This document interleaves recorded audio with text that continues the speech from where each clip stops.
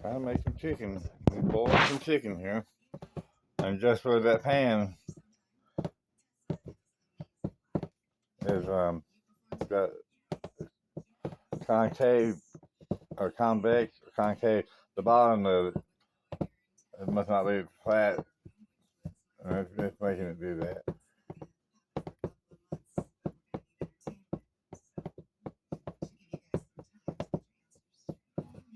You could put popcorn in that pan and you would have to shake it when you make popcorn. Good, wouldn't it? Alright. So let's go to shaking pan. Shake this, shaking by itself. But look, you don't even have to stir it. I'm boiling the chicken.